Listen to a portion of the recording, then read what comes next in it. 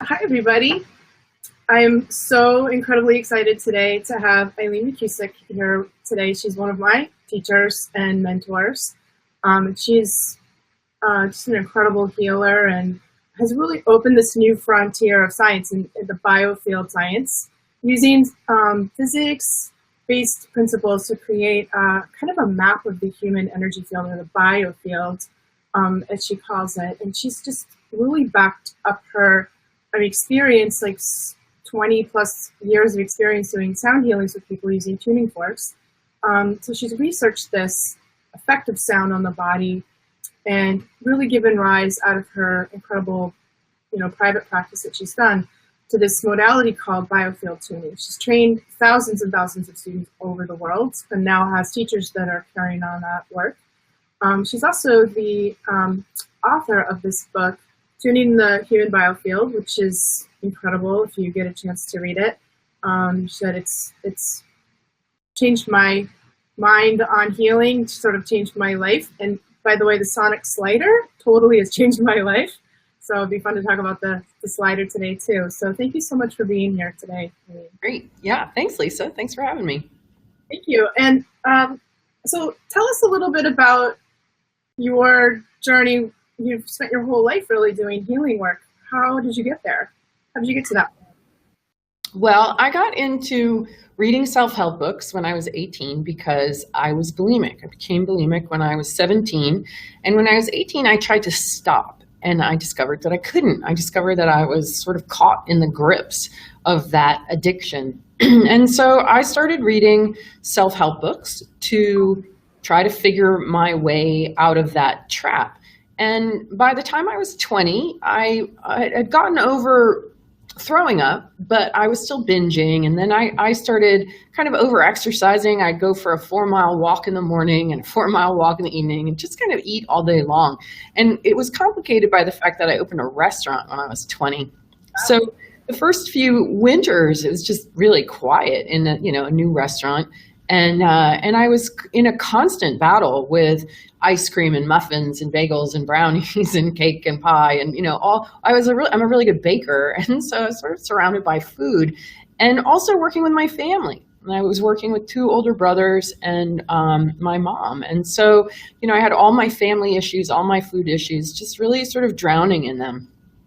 And plus the restaurant became really busy and really, really stressful. And I ended up working like 100-hour weeks on my feet until I burned out. And, just the exhaustion of the struggle with food, the struggle with family, the struggle with being busy, the struggle with being a business owner, like all of those things, practically killed me, actually. And so I bailed and I went to massage therapy school, and I was gone for a year, because I knew that I was interested in holistic health and wellness and human potential, but I didn't want to, go spend 8 years becoming a naturopath. And I thought that a massage therapist would be a good place to start. And so when I came back to the restaurant from that, I was better with boundaries and better with self-care, and actually able to be in the restaurant and not be so sort of sick in the head and body. But in 1996, I picked up a set of tuning forks and I added them to my massage therapy practice. And in short order, it was so cool that I stopped doing massage and just used sound. And I did that as a hobby for about 10 years. And then I made some discoveries about the biofield, basically, that made me realize that I was onto something with using tuning forks in the field around the body, because up to that point, I'd only been using them over the body. That's how most people were using them. And then I started discovering, stuff kind of out there. And when I started working with sound out in the field, my outcomes with my clients became really dramatic. And I decided that, this was worth investigating and exploring further. And so long story short, I started teaching in 2010, and I started receiving sessions from my students in 2010. And so over the last 8 years, I've received hundreds of sessions. I also do these group distance sessions. Have you done any of those, Lisa, my groups? Tons of them. They're fabulous. Yeah. I love them. And so I put myself in all of those, in every one. I'm working on kind of a composite hologram of the group, and I've done 220 or something of those, a lot of those. And so I've been able to receive huge amounts of tuning, and it's really, really changed my life. I mean, I can honestly say I'm going to be 50 in just a few months, and I've never had more energy. I'm strong. I'm fit. I don't exercise. I eat whatever I want. I've really learned to master the path of what I call moderate hedonism. And I think this is a place that everybody wants to get to, but it's really hard to get to. And so a moderate hedonist has mastered the pain-pleasure line. So for example, for me, that means 1 cup of coffee is pleasure, but 2 cups of coffee is pain, right? 1 cocktail is pleasure, sometimes 2 is pleasure, 3 can turn into pain. I'm one of those people who drinks 3 or 4 drinks a week. I recently started using tobacco again, and I'm smoking 1 to 2 cigarettes a day. And I love that. I love that I can enjoy it. I just went away on a 10-day trip. I didn't have any. And so I'm not addicted to anything. So through my work with sound, through my research and understanding of human potential and all that, I've actually mastered all of my compulsions, because compulsions are really emotional. Whether it's food, whether it's drugs, whether it's shopping, whether it's sex, whatever your thing is, I can guarantee you that what's underneath that is an unhealed, unexpressed, unresolved emotion. And biofield tuning is a practice of really digging these things up out of your field and taking the energy that they've sequestered and are causing you to act subconsciously from, and integrating it into your whole you, so that you're not driven any longer by these subconscious urges to soothe or to pacify something that's unhealed in yourself. And once you get to that place where you can actually just enjoy your body, have pleasure in everything you do, pleasure in being, it's a really great place to get to. But it took me a really, really long time to get here, kind of like slow and steady.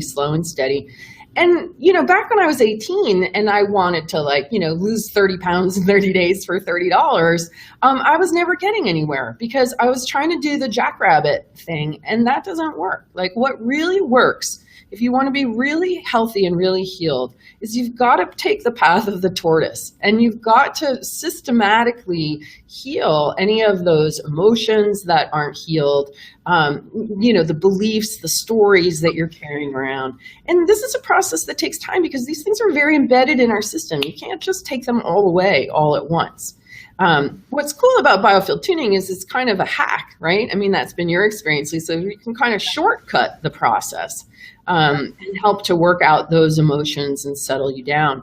And I think that gives rise to self-love and self-respect and all the things that you need to have in order to take care of yourself and be healthy.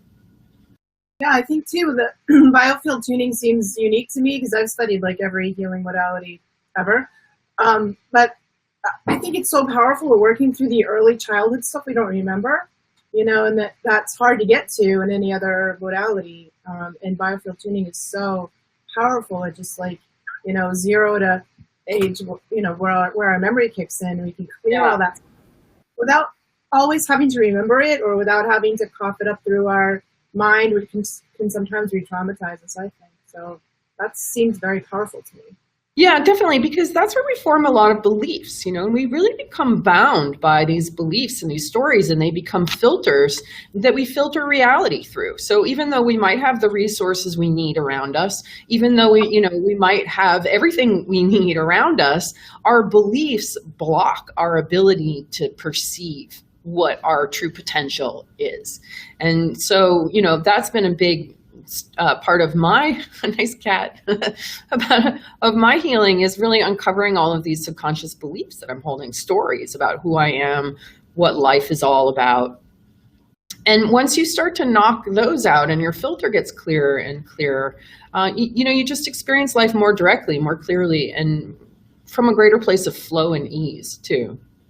Yeah, you've been talking a lot recently about worthiness as being sort of or lack of worthiness as being a really common underlying problem that you've been seeing in people, and I think that's really true. Lisa, it's really, at the kernel of every dysfunction that I've ever uncovered in anyone. And I've done thousands and thousands of sessions. I've had my hand and my tuning forks in so many people's minds, conscious and subconscious minds. And at the kernel of every issue is a story that we're not worthy in some way. Because when we feel not worthy, we block flow. We block nature, we block God, if you will, we block the universe. And because we don't feel worthy of that flow. And those are just stories. And then the whole worthiness issue is a mind virus that has been programmed into us to keep us small, to keep us powerless, to keep us believing in separation. It's not even self. And I think it's really important that people grasp that. When these not worthy stories start cropping up in you, I like the idea of like a carnival game where you've got a gun and you're supposed to shoot targets that go by. You go, pew, pew, just calling something out that isn't self. And, recognizing that on a very fundamental level, all you are is water and earth. You're just a steward of the molecules of creation. And 99% of the molecules in your body are water. And water is highly suggestible and very imprintable. It is a crystalline structure. It's no different than quartz or silicon. Water holds vibration.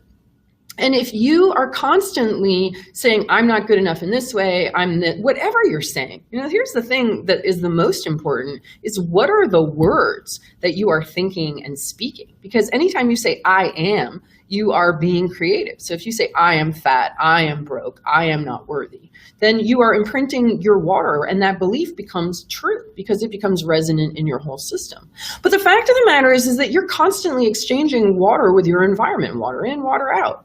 And if you don't feel good about yourself, then you are polluting, you are energetically polluting every drop of water that you exchange with your environment with noise and nonsense. Wow. Yeah. So if you really start thinking about that, when you say I am, well, what are you? You are simply a steward of molecules of creation. And look at it because it sort of makes me feel like we have responsibility here. We have responsibility to not do that. Exactly. You have responsibility to not do that. Why is the world polluted? Why is there garbage in our oceans? Because our bodies are filled with non-beneficial thought forms about not being good enough. And you know where I really think it comes from? Because when I started doing this work, Lisa, and I started discovering that when I got the noise out of the signal in my clients, what I found underneath was a perfect harmony, a rainbow body of just beauty, harmony, light, purity, that was in everybody.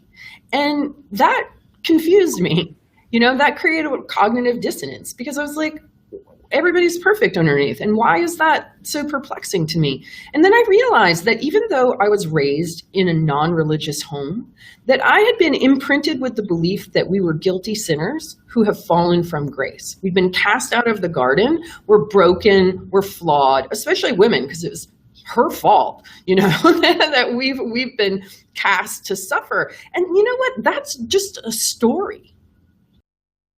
It isn't necessarily true because I find harmony in everyone. And so not only harmony, but greatness and amazingness. And, I reflect that back to my clients and I go, wow, you're just great and amazing in this way. And they'd be like, I knew that.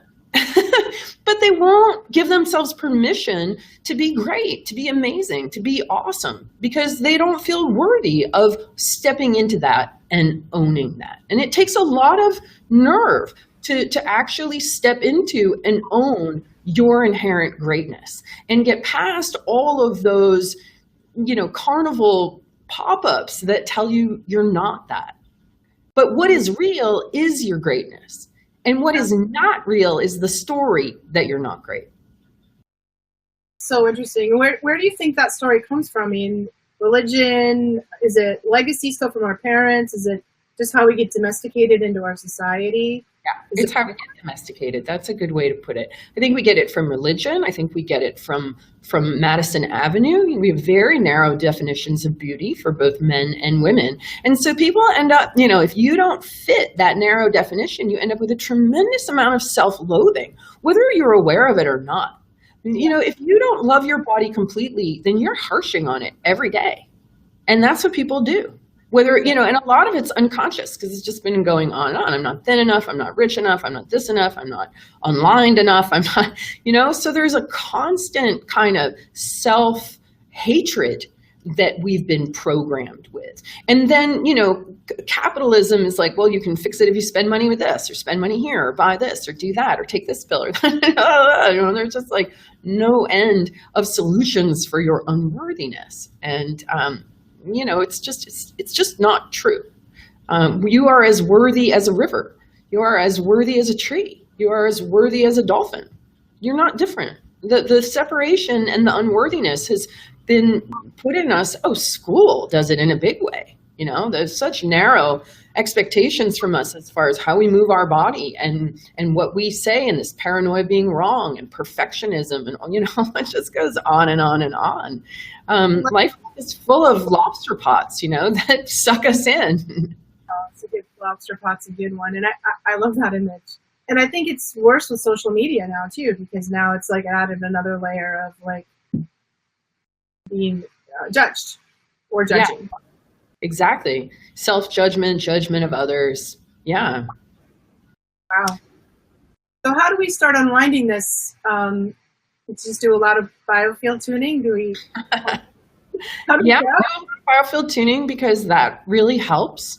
You know, becoming, well, and using the sonic slider, you know, that's been actually really helpful for me, is using that tool, because I've been using it for 8 months now, and let me see that. I've gotten really strong. I mean, I've gotten kind of ripped from using this tool. And I don't exercise or work out. You know, I'm super lazy. I'm shortcut Shirley, and I'm always looking for the shortest distance between 2 points. And so the sonic slider has been really satisfying to me in that way, because I use it every day. I use it 5 minutes twice a day. I use it on my whole body and my face. And while I'm doing it, I use affirmations that I love my beautiful, healthy body. You know, I love my beautiful, healthy body. And that has been really, really transformative, because it's changed the shape of my body. It's changed my relationship with my body, which was already better, you know, because it's been getting better and better and better, but this kind of took it to a whole new level. And it's just a really easy self-care and self-love ritual that you can do, you know, really easily and really quickly. Yeah, the big slider too. The it's like a big tuning fork that you have, right? I have a foot on mine, and you just run it all over on your body while you're saying the affirmations. Yeah, right? Exactly. Yeah, I don't have one handy, otherwise I would show it to you. Yeah, mine sounds scary, because I use mine in too, and I really like it. So if you had some advice for people that are emerging healers or wanting to get into the healing world, what would you say to them? Well, I think one of the most important things is that when you're doing healing on other people, you have to breathe and ground, and you have to do it a lot. And before I understood that, when I was working with people, I was taking other people's energy home with me. I didn't, you know, and that's really easy to do. I mean, it's water, it's waves, it's stuff that we can pick up. It's magnetic, it's sticky, it's resonant. And so, you know, whatever kind of healing you're doing, but in Biofield Tuning, we teach this centering and grounding breath, where you breathe into your belly, into the area behind and below your navel. And then when you exhale, you send the energy either down out your tailbone or down out your feet. And you do it forcibly. Because what happens is we start to get in resonance with whatever distortion we're dealing with in our client. And that informs our vagus nerve and informs our body. And we have to acknowledge, you know, as empaths, as healers, and with the tuning forks, there's really no way not to, because you are just in the resonance of whatever that disturbance is, that you acknowledge what's going on, are informed by it, but then breathe it and ground it out, discharge immediately. And, you know, I find more and more when I'm doing sessions that I'm breathing and grounding continuously. And that helps me to digest the energy. It also helps us to digest the energy of our client. So that's just one thing, is, you know, that simple technique. If you can master breathing, centering, and grounding, you can do that in any stressful situation, anywhere, anytime. And it will help keep you on keel. because it's really easy to get spun out, just in this crazy world. Even just getting a bad hit off of somebody passing them in the grocery store, sensitive people pick that sort of thing up. Then you got to identify what is self, what is not self. One of the things my kind of core practice is what I call cultivating neutrality, where I'm not trying to be happy or trying to raise my vibration. I really don't like that term. But I'm actually bringing myself back to neutral, just back to neutral kind of over and over and over again in the place of kind of just basic equanimity. And when you cultivate that, you become more aware when you're picking up other people's energy and more able to just sort of readily discharge it. So those are two things. Yeah. Yeah. Neutral, it's an interesting concept because it just means you're not triggered, right? Exactly. And that's the thing that happens with Biofield Tuning is the more sessions you receive, it's like all of your trigger points are areas of charge and chaos in your field. And when, somebody comes along and yanks your chain, you light up and you get triggered, you're not responding to them. You're reacting to every time some jerk has pulled your chain. You're lighting up all these resonant nodes of reactivity. And Biofield Tuning, it's like, going through dreadlocks and just with a comb and sort of teasing all of those tangles out so that you're just smooth and you don't get triggered. It just doesn't really happen anymore. I mean, I did get triggered this morning when my computer wouldn't go online a little bit, but I was able to breathe and ground through that. So, it's a practice. It's a practice that you just repeat over and over and over again. And if people want to do your work, well, you can visit our website, which is biofieldtuning.com. And we're about to launch a new site. So the old site's a little rough and dated. We've been working on a new one for a while. But there's information there. Like you mentioned, I have those group sessions. I have, I think, 5 live ones coming up. And those are really easy. You just connect via your computer or the phone, and you just sit back and listen to me work over an empty table. And I know that sounds really odd, and it's not the sort of thing I would probably ever even participate in. But it was born of necessity because my practice got so busy that I couldn't handle it anymore. And I started booking 6 months out. It was ridiculous. It doesn't make sense to be a healer and stress yourself out. So sort of by necessity, I tried these group distance formats. I did a bunch for free, and people wrote to me and said, I'm having really beneficial outcomes from doing these groups. And so that's what I switched to. So instead of doing 25 sessions a week and feeling so pressured from being booked 6 months out, now I just do a couple of these groups a month, and I'm focused on teaching. So people can learn to become Biofield Tuning practitioners. It's a pretty easy training. It's a pretty easy method. For as powerful as it is, it's really pretty simple and easy to learn. So people can also see, you can look on the Find a Practitioner page and see if you can find anyone near you, or, you can always get a distance session, and those work.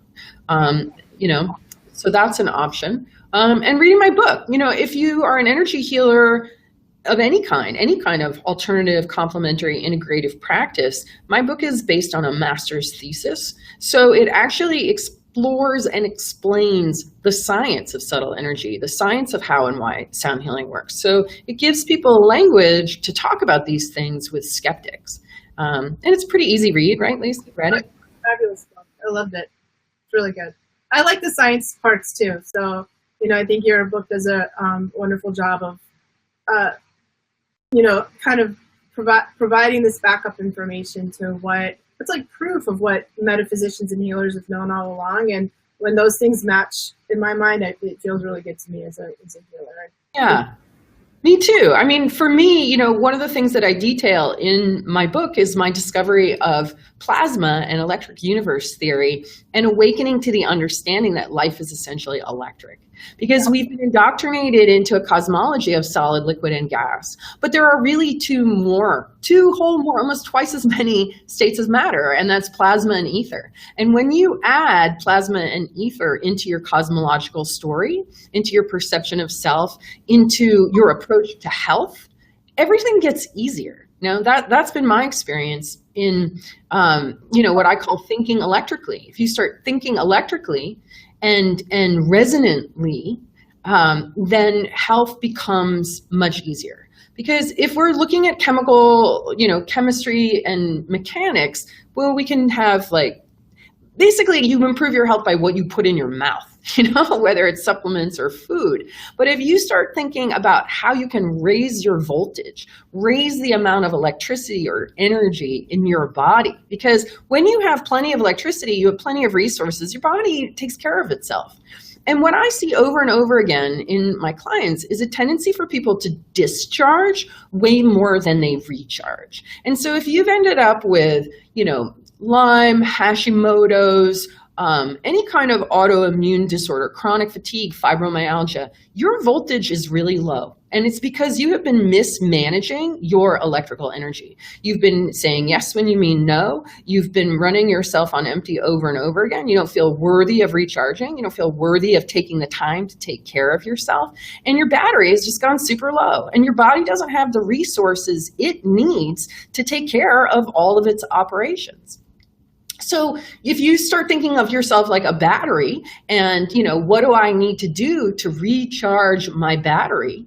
And you start bringing your battery levels up, it's just a completely different way of being. And I'll tell you what, Lisa, I don't eat vegetables. I don't drink green smoothies. I don't take any supplements. I have huge amounts of energy because I've learned to understand and manage my electrical body. And that's what my next book is about. It's called Raise Your Voltage. And it's all about, getting your energy up by thinking electrically instead of chemically and mechanically. Can't wait to read it. I can't wait to write it. And the sonic slider, by the way, that's a really good way to raise your voltage, right? To get more, voltage in your system. Yeah, I feel like what the sonic slider does is it vibrates your bones, and your bones are piezoelectric. And when you put this mechanical energy into your bones then radiate that mechanical energy back out. So it gets your lymph moving, it gets your blood moving, it just induces flow. And our electricity goes low when we have resistance and impedance in the system. So the combination of Biofield Tuning and the sonic slider gets that resistance and impedance out so that you have more potential flowing between the poles of your battery. Wonderful stuff. Thank you so much for being here with me today and sharing your wisdom. And I know this is going to be inspiring to a lot of people, and aspiring healers are going to really, get a lot of wisdom out of what you said. So thank you so much for taking time out of your super busy schedule to be here with me. And I really, truly, truly appreciate it. Great. Well, thanks for having me, Lisa, and good luck with all of your awesome work too. Thanks. Thanks, Eileen. Bye. Bye.